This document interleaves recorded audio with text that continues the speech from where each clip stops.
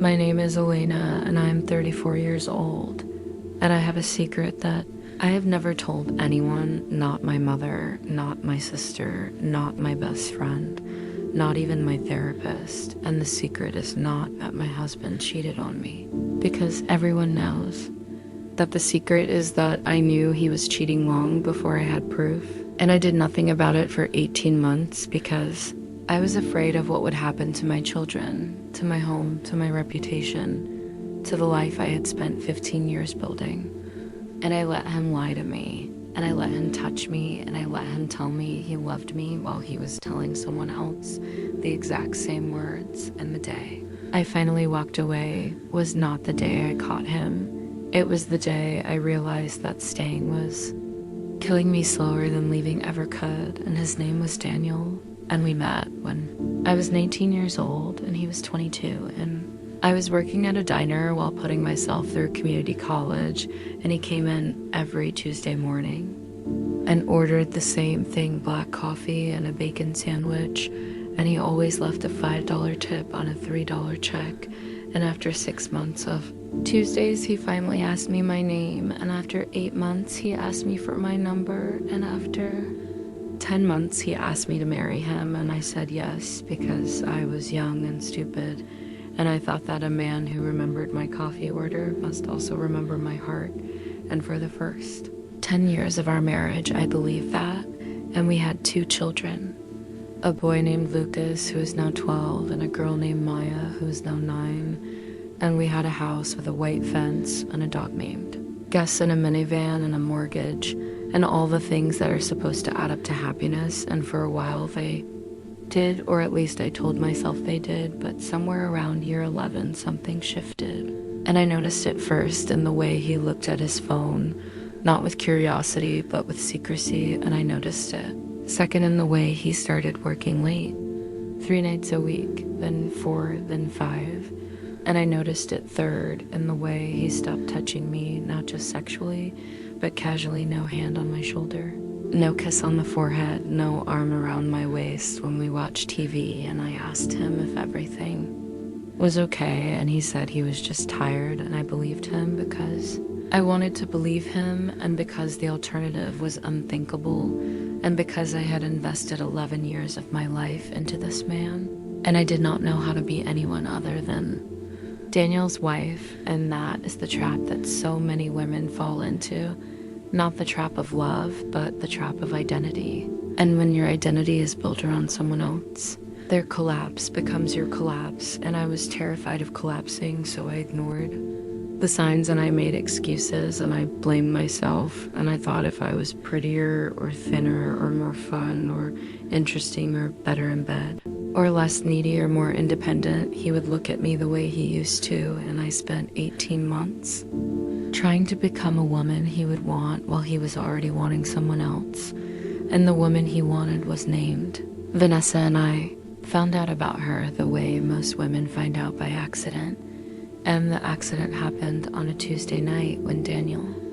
left his laptop open on the kitchen table, and he was in the shower, and I was putting away laundry, and I walked past the screen and I saw a message pop up on his email, and the message said, "Last night was incredible. I can still feel your hands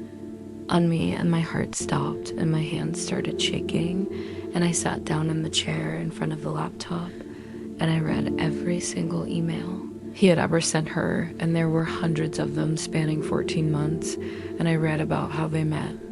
at a work conference in Chicago, and how she was younger by 8 years, and how she had long blonde hair and blue eyes, and how she made him feel alive in a way that he had forgotten was possible. And I read about how he compared me to her unfavorably in every possible way, and I read about how he told her that I was a good mother but a boring wife, and that I had let myself go, and that I did not excite him anymore, and that being with me felt like an obligation, not a choice. And I read about how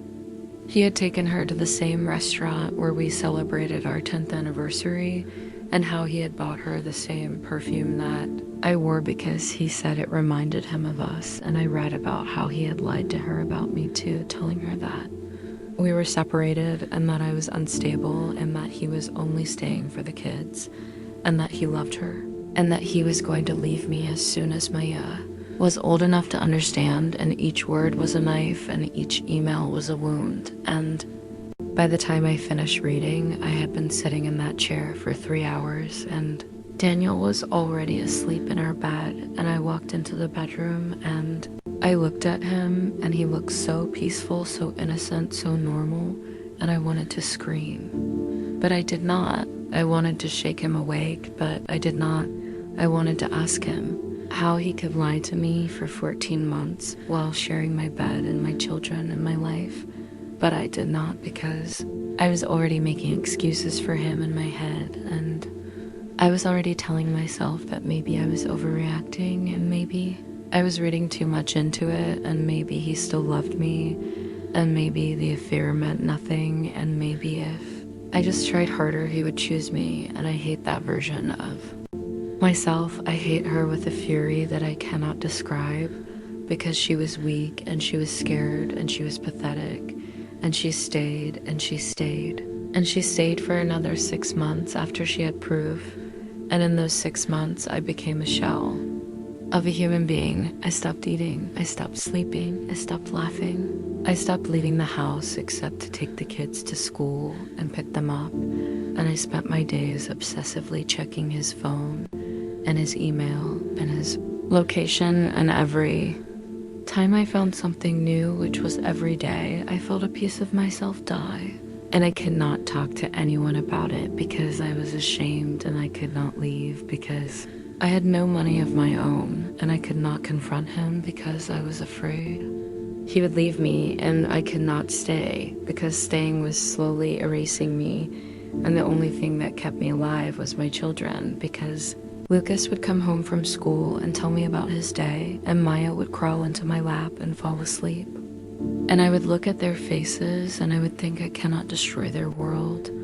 I cannot take away their father. I cannot be the reason they grow up in a broken home. And that is what I told myself every single day, that I was staying for them. But the truth is, I was staying because I was terrified, and terror is a powerful motivator. It will keep you in places that love would never tolerate, and I tolerated Daniel's lies and his absences and his coldness and his cruelty, and I tolerated the way he looked at me like I was furniture, and I tolerated the way he kissed me goodbye in the morning like he was kissing a relative, and I tolerated the nights he did not come home at all, and I tolerated the smell of her perfume on his collar, and I tolerated the sound of his phone buzzing at 2 in the morning, and I tolerated all of it because I did not believe I deserve better, and that is the ugliest truth of all. Not that he cheated, but that I stayed, and the day I finally stopped staying was not dramatic. There was no screaming match, no thrown suitcase, no dramatic confrontation in the rain. It was a Thursday afternoon, and I was driving home from the grocery store, and a song came on the radio, a song that Daniel and I had danced to at our wedding, and I started crying, not because I was sad, but because I realized I could not remember the last time I felt joy, and I could not remember the last time I laughed, and I could not remember the last time I looked in the mirror and liked the person I saw. And I pulled the car over to the side of the road, and I sat there for 20 minutes, and I called my sister Rachel, who lived 3 states away, and I told her everything, and she listened, and she did not interrupt. And when I was finished, she said, "Pack a bag, I will be there tomorrow." And I said, "I cannot leave." And she said, "You can, and you will, and I will help you." And that was the first time anyone had offered to help me, and I realized that I had been trying to carry this alone because I was ashamed, and because I thought that asking for help meant admitting that I had failed. But failure is not asking for help. Failure is staying in a situation that is killing you because you were too proud to admit you need saving, and I needed saving, and Rachel saved me. She drove 8 hours the next day, and she showed up at my door with 2 suitcases, and she looked at Daniel, and she said she is coming with me, and he looked confused, and he said, "For how long?" And she said, "Forever." And she walked past him, and she helped me. pack, and she took my children, and she took my dog, and she took me, and we drove to her house in Vermont, and I did not look back, and I did not cry, and I did not feel sad. I felt nothing, and that nothing was better than the pain I had been feeling for 18 months, because at least nothing was honest, and the weeks that followed were the hardest of my life because Daniel called and texted and emailed, and he said he was sorry, and he said he would change, and he said the affair was over, and he said he loved me, and he said the children needed him, and he said all the things he should have said 18 months ago, and I believed none of them because words are cheap and actions are expensive, and his actions had been screaming the truth for a very long time, and I was finally ready to listen, and I filed for divorce, and I got a lawyer, and I found a job, and I enrolled the children in a new school, and I rented a small apartment near Rachel's house, and I started going to therapy,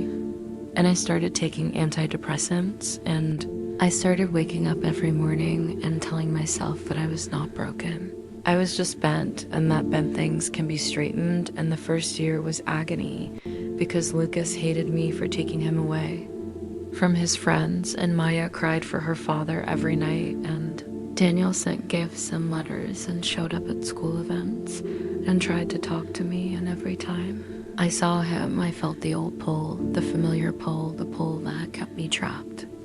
for so long, and I almost went back to him 3 times.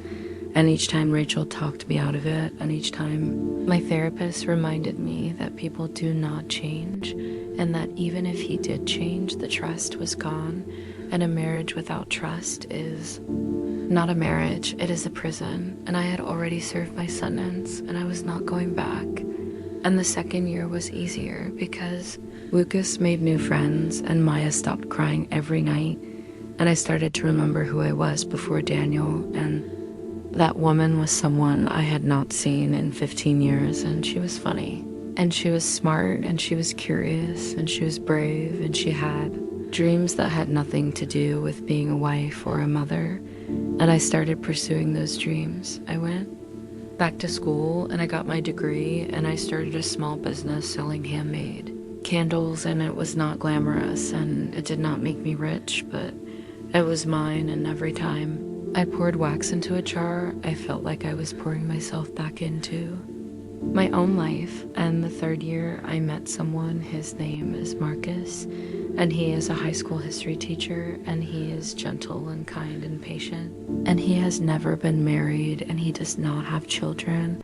and he does not understand what I went through. But he listens, and he does not try to fix me, and he does not rush me, and he does not make me feel broken. And I told him on our third date that I might never fully trust anyone again. And he said, that is okay. I am not asking for your trust, I am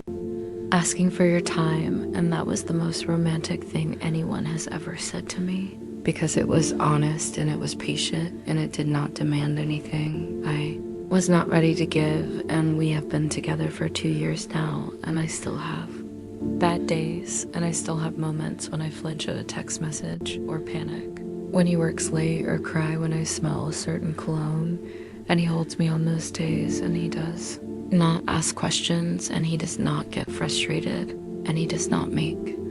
me feel crazy, because he knows that healing is not a destination, it is a process, and the process is ugly and slow and non-linear,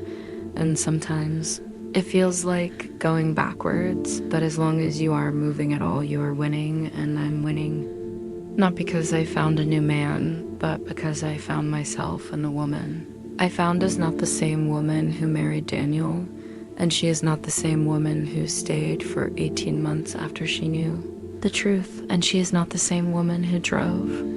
away in her sister's car with 2 suitcases and a broken heart. She is someone else. Entirely someone who knows that she deserves to be loved honestly and fully and without secrets, and someone who would rather be alone than be someone's second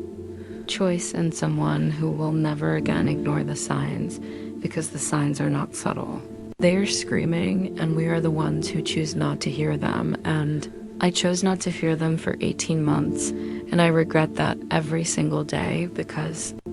Those were 80 months that I could have been healing, 80 months that I could have been building a new life, 18 months that my children could have been adjusting to a new normal instead of living in a house where their mother was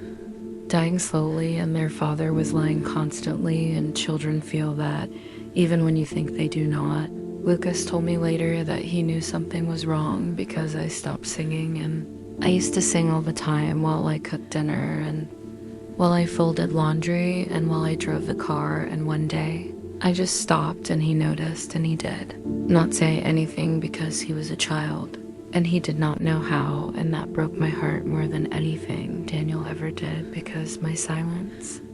had hurt my son and my pain had become his burden. And that is the thing about staying in a bad marriage. People tell you that you're doing it for the kids, but you're not. You're doing it for yourself because you're afraid and the kids pay thee. Price and I paid the price, and Lucas paid the price, and